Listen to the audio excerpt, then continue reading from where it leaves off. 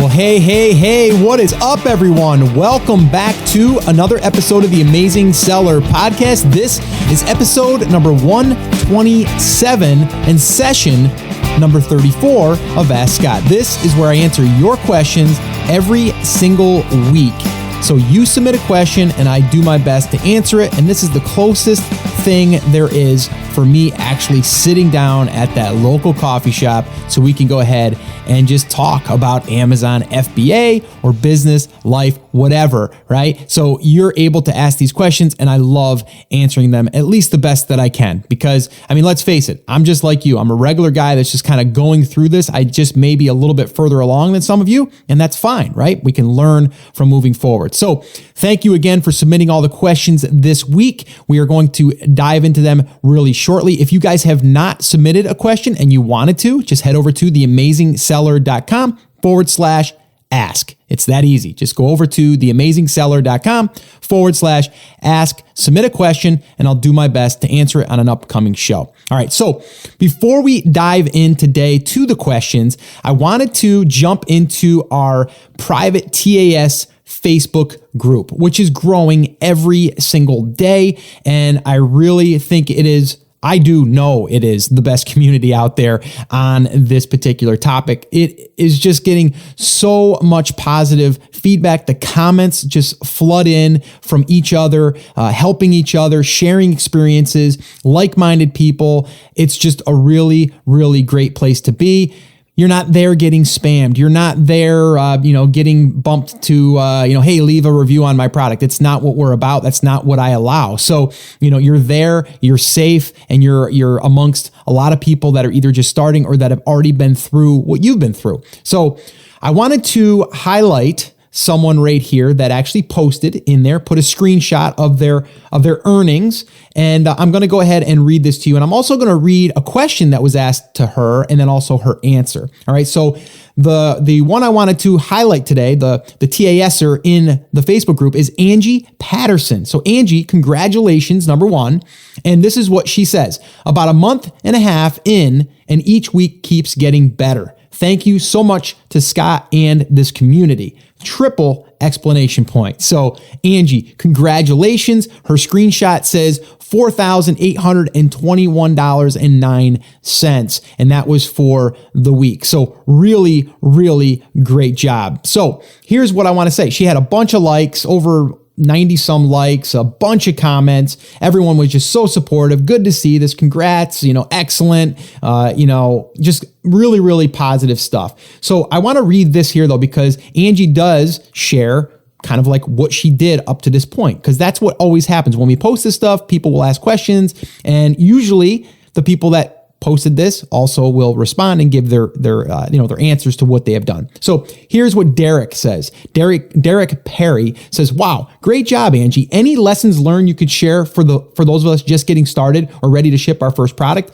Did you turn on pay-per-click before reviews? Did you do any sort of promo? Any help and advice would be great. Smiley face. You're rocking it." So Derek goes ahead, posts a question.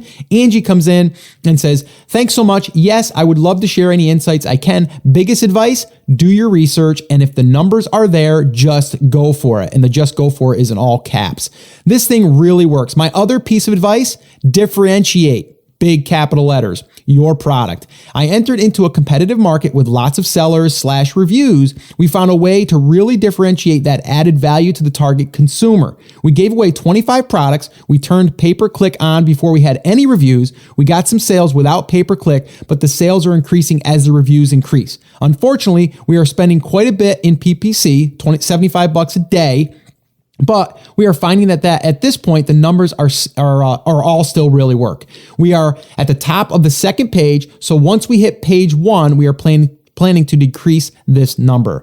So again, that was everything in a nutshell there that she's done so far. She's sharing it. Derek asked a question. And that's what I mean, guys. The Facebook community is growing every single day and getting stronger and stronger. So it's up to you to connect, to interact. And I know I get a lot of emails that say, Scott, I love the Facebook group. group, but I'm just not a part of it. I'm kind of a lurker. Get involved, get out there and ask questions, create these relationships, these networks, and it's really going to help you propel your business, getting through any obstacles that you may have in the future. All right. So I just wanted to highlight that. And again, Angie, thank you so much for posting that. I really do appreciate it. And yes, I do go into the group and read a lot. I mean, it's hard at times now because it is really, really quite busy. But yeah, I definitely get in there. And just to kind of, again, echo how powerful that group is, I went ahead and I posted my brand new Kindle book, which a lot of you already downloaded. I think there was over 6,500 people downloaded it in less than 3 days. So, I want to say again that, by me putting it out there and getting feedback before I even launched it was a huge deal. And a lot of people came back and said how awesome it was that I did that because it's now documented in written form in a sense, right? So if you guys have not checked that out, you're more than welcome to. It right now currently is $2.99 and Amazon gets a portion of that. So really it's about a cup of coffee for me, which you guys all know. If you guys are listeners of the show, I love coffee. But yeah, it's got a great bit of information in there, all pretty much distilled down from my podcast, from the workshops that I've done, and really just in a way that you can go through it and kind of refer back to certain things. And there's a case study in there too with the $500 challenge and all of that good stuff. So you can find that at theamazingseller.com/book. All right. So what do you say? Let's go ahead and listen to the first question and I'll give you my answer. Hey Scott, my name is Josh. I'm brand new to the private label industry and learning as much as I can. I had a question regarding the actual private label branding process. I'm interested in maybe focusing on a certain niche, but who knows what I'll be selling in 1 or 2 years from now. So in regards to the brand name, I'm interested in trademarking my brand name and doing it under my LLC. So let's say I have an LLC named Josh LLC. Can I trademark my actual seller name, say ABC Products, and then just use that brand name for a wide spectrum of products? Like say I want to sell beauty products and then maybe next year sports products. Is that okay to just use the trademark name ABC Products in both cases? Thanks Scott. Keep up the good work.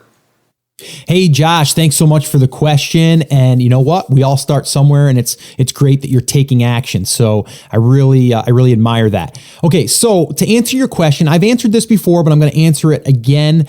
Trademarking your name, is it really necessary? To me, I don't know if it is in the beginning stages. Now, I know some people, they'll want to get every little detail done day one, right? They want that done before they pull the trigger. I'm the type that's going to get it out there, start getting the momentum going, and then start considering if it's necessary. When you trademark your name or your brand, because that's really what you're doing, you're trademarking the name, which is the brand. You're allowing yourself to protect the name and not necessarily the product. I've got different thoughts on that. And a trademark could take some time to finalize. Yeah, you can file it. And once you file it, it should be kind of registered from the time that you file it, but it's not 100% approved until that's finalized. And that could be 6 months, a year, depending on, what kind of, things you may come across and the name and all of that stuff. So, me personally, and again, I'm not a legal advisor, an attorney, any of that stuff. You probably should contact one if you're, considering trademarking. But my thoughts are this is, I want to be able to start and then see what happens, right? So, you don't need a trademark to sell. You don't need a trademark to, do anything other than, get started, right? You just need to get started. So going back to your different brand, like, so you have a seller central account. Okay. Everyone has one main seller central account. That's your main account, XYZ wholesale, right? That's your account. Okay. If you're thinking about selling other brands or in other markets, other niches or niches, as you said, depending on where you're from, that's how you say niche or niche. So it's really up to you what brand name you want to call it. I am a fan of making your overall seller central account, your business account there, your one brand, your selling brand, let's call that. That should be more of a generic one. to me. That's kind of how I'm doing it, right? Because this way, that does allow me to roll out a product brand that might have 5 products or 10 products. And then if I wanted to go into another market, I could then create another brand with another product line. And then that one there could be a whole nother, name, a whole nother business, really, in a sense, because each one of those could be trademarked. Each one of those, could be brand registered. All of those could have their own separate thing. They could have their own LLC, right? So all of that is totally up to you what you want to do. But me personally, I like having the one main account as the main generic brand.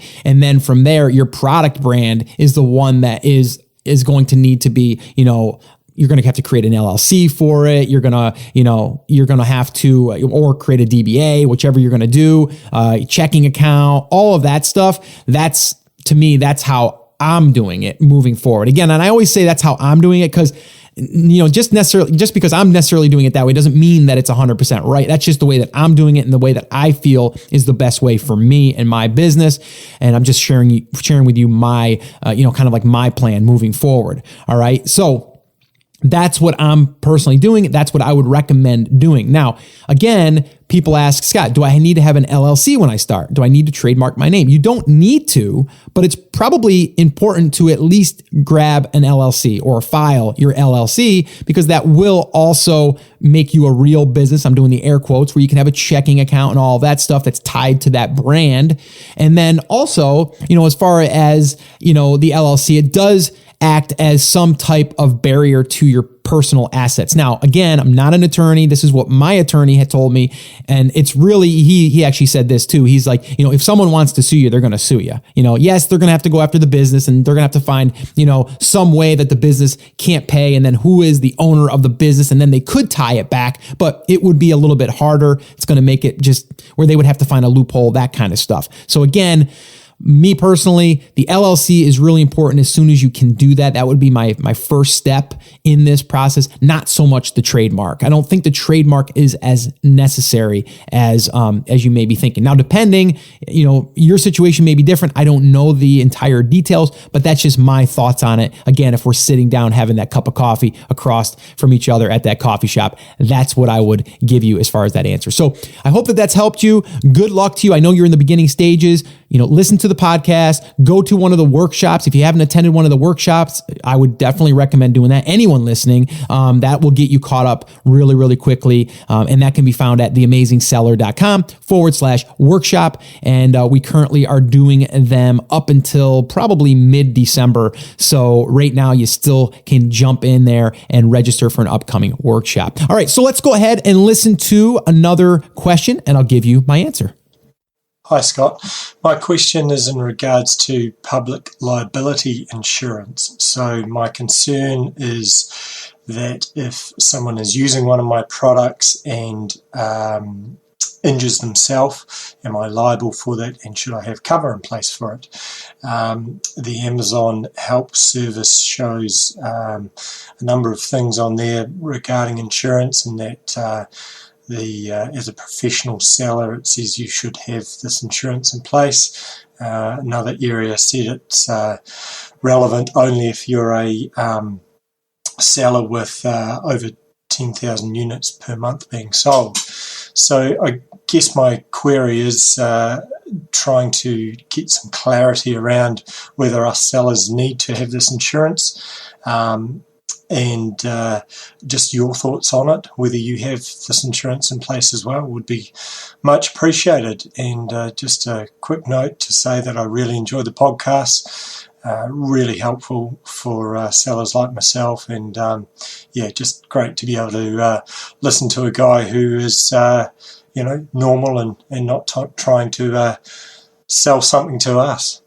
All good. Thank you very much, Scott. Appreciate your time. Cheers. Well, hey there. Thank you so much for the question. I say hey there because you didn't say your name, but I believe it's Blair. So Blair, thank you so much for the question.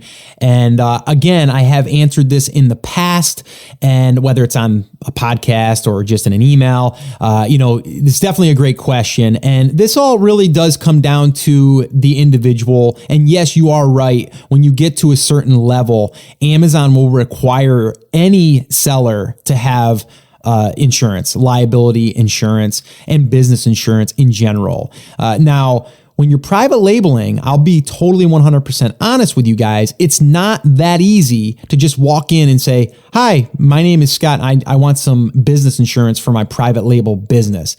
It's not that easy. And I found that out by going through my local, different insurance companies and stuff. And then, it was just trying to figure out, they didn't understand what I was really trying to do. So I did reach out to a couple other ones that, people had emailed me and said, this is who I used or whatever.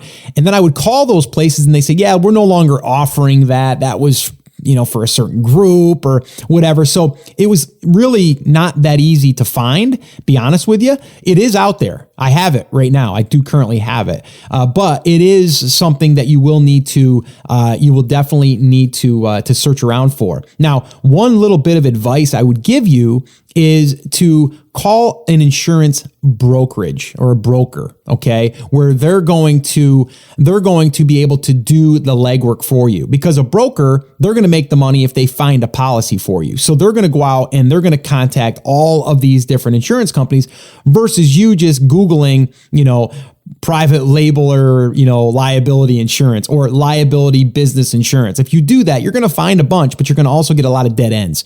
So allowing a broker to do this for you, they're going to find the deal and then they're going to present the deals to you.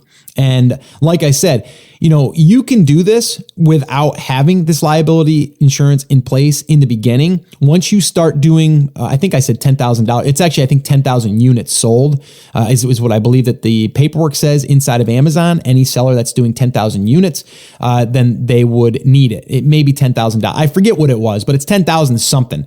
And, so when you get to that level, you have to have it. And if you don't submit the paperwork, they may not contact you, but if they do, you need to give them that. You need to be able to supply that paperwork within, I believe it's 24 or 48 hours. And if not, then they suspend your account. So that is something to be concerned with, okay, once you get to that point, or even in the beginning.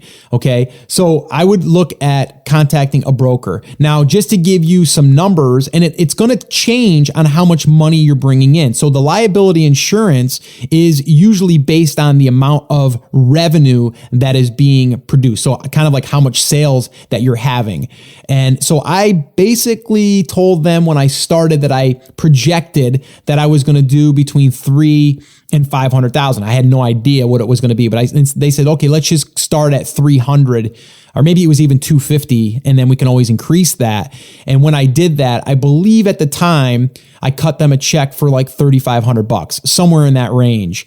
And a lot of people would be like, well, that's expensive, but it is. But I've heard some policies being as much as $5,000 to $7,000. And again, that's part of business. Works out to, if it is $3,000, it's a little over $300 a month. But that's business, right? It's business cost. Again, you need it, you want it, because if something happens, you want to be able to have that. Now, one little other side note here is actually two side notes. Is number one, I would probably advise, especially in the beginning, is finding products that are not as dangerous, right? I wouldn't start off by selling, Chinese stars or something, right? I don't know if you guys know what those are. Those are from back in my day where we used to buy them out of a magazine and we could, shoot them at the tree or something. There's like this star that had all like, almost like, knives on the thing. And here we are, ordering it out of a magazine. They didn't have the internet back then. So we'd order it out of a magazine under our parents' name and get it. I don't even know how we did that, but we did. And we would shoot them at the tree in the backyard. But anyway, a little off of a off on a tangent there on those, a little side note. Chinese stars. Okay, so the other thing was nunchucks. Remember those things? We used to make them, Anyway, you don't want to sell that type of stuff is what I'm saying, right? You don't want to sell something that could be harmful, ingestibles, you don't, in the beginning, again, and I'll get some people that say like, Scott, well, I want to do, well, that's your call. I'm just saying, to minimize the risk on a customer is going to also make it so if you didn't go down that road and get a policy right away and something did happen, God forbid, you'd have less chances of something happening.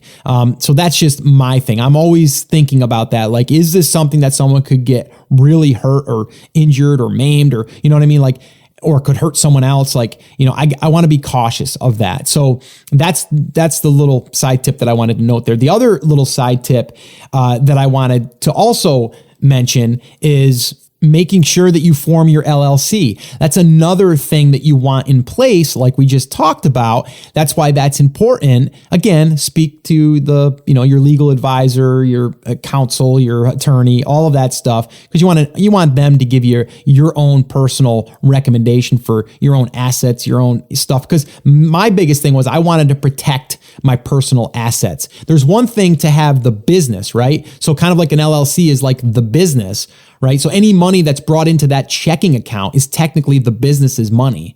So if you were to get sued, again, I'm not a legal advisor, but this is how it makes sense to me. If you're sued, they're going to sue the business, right? And then the business, then, from there, your insurance policy, or maybe it would even work the other way. They would go to an insurance policy. If the insurance policy didn't cover anything, then after that, they would go after the business.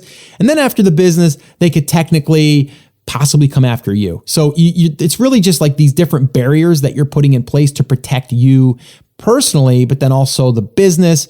So me personally, I've been really in the beginning too, as this thing started to take off, I started saying to myself, I need to put these things in place to protect my own personal, assets and all of that stuff. So a little bit of a long-winded answer there, and we got a little sidetracked with the nunchucks and the Chinese star stuff, but fun fact there. Yeah, I just wanted to really stress that, liability insurance is something that I would look into as soon as you can, and as soon as you think that your business needs it. All right, so let's go ahead and listen to one more question, and I'll give you my answer. Hey Scott, it's Amir from London. Hope you're well. Firstly, I just want to say thank you for your podcast. It's been an invaluable resource. I love the fact that you go into so much detail and transparency in terms of how you run your business, how you launch and scale up. It's been a great resource for me, so thank you. My question is around importing from China to the US, and specifically importing more than $2,500 worth of goods. I've just placed an order for 1,000 units of a product. In fact, there are two products I've brought together to sell as one item, and the unit cost is $22. So I'm just wondering how you would go about clearing the goods in the US, or the most efficient way of doing so, considering sending small packages at a time, like let's say 250 units or 150 units, isn't the most efficient way of doing things. I'd really be curious to find out your opinion and how you'd go about clearing the goods. Thanks, Scott. Cheers. Hey, Amir from London. What is up, man? Thank you so much for the question. I really do appreciate it. And you guys all know, if you've been listening for a while, I love the accents. That's an awesome accent. You sound so intelligent. I love it. I wish I could sound that intelligent. So yeah, to answer your question, let me just clarify to anyone that's just catching up here to the episodes and they haven't listened to that one episode that I recorded where I had a mistake that I could have prevented that cost me, what did it cost me? It cost me over $1,000. And that mistake, you can find that at episode 32. Now that episode, the title of it was How to Avoid My $1,080 Shipping Mistake, Customs Fees. And that was really me talking about how my supplier went ahead and shipped out my complete order, my large order, but also included the shipping cost for that. So that brought up the total number, and your customs fees are usually based off of the total invoice. Okay. Now the invoice means the product invoice, not necessarily your shipping invoice. So if you spend $2,000 or $3,000 on shipping, that's going to add that to your already $5,000 or $2,500 order. That's going to bring it up over that $2,500 mark. And then that's going to make your shipment get held up. It's going to go through a different clearance process. And then from there, you'll also get usually, not always, but usually a higher tax on that because of the customs that it's going through. Okay. So again, I'm no customs expert. I've always let DHL handle that, through air. I have not used sea or, by boat, and I haven't used a freight forwarder. So I can't really give you that experience, although we are going to be doing an interview soon with someone that has.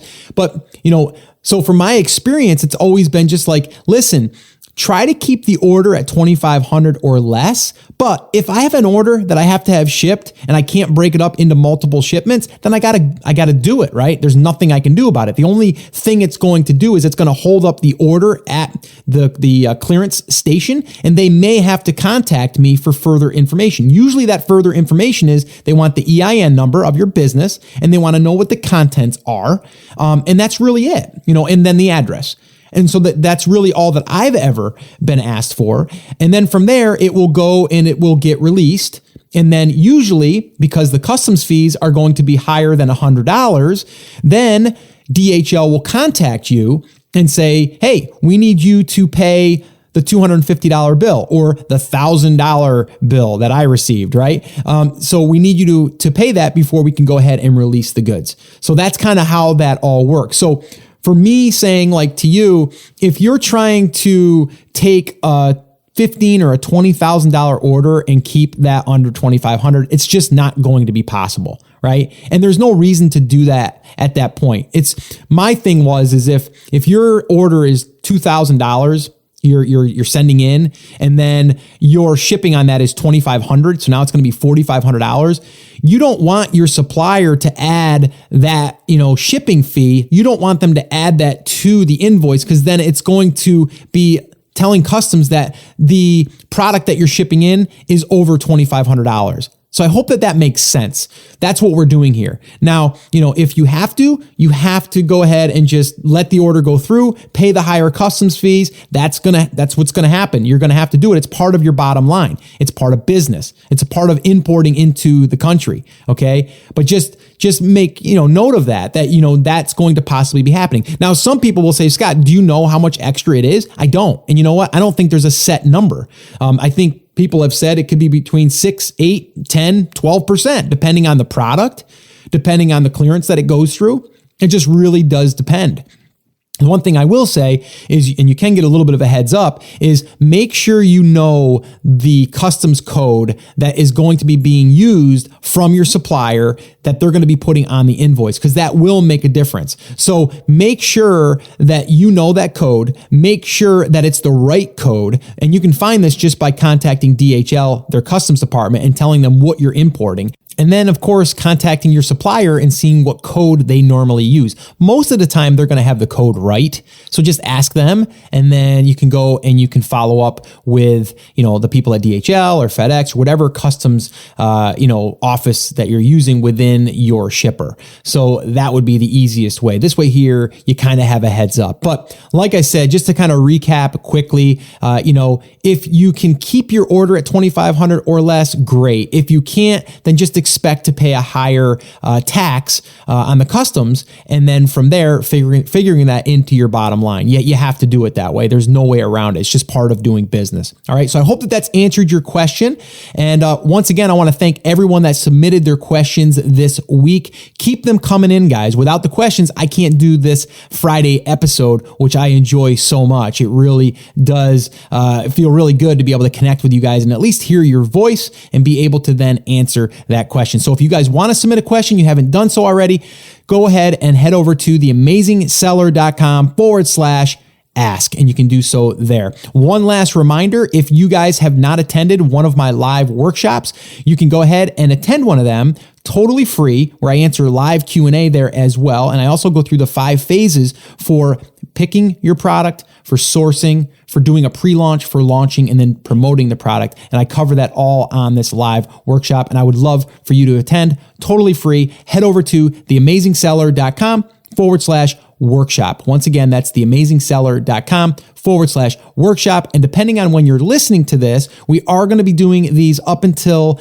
and we're in 2015 that we're listening to this, by the way. We're going to be doing them up till about mid-December, and then we're going to stop for around the holidays and give it a little bit of a rest so we can spend some time with the family. All right, so that's pretty much going to wrap it up. Once again, guys, I want to thank you so much for taking time out of your day to listen. I hope that this has helped you. I hope this has answered some of your questions. And just remember, I'm here for you. I believe in you. I'm rooting for you, but you have to say it with me, say it loud, say it proud, take action. Have an amazing day, and I'll see you in the next episode.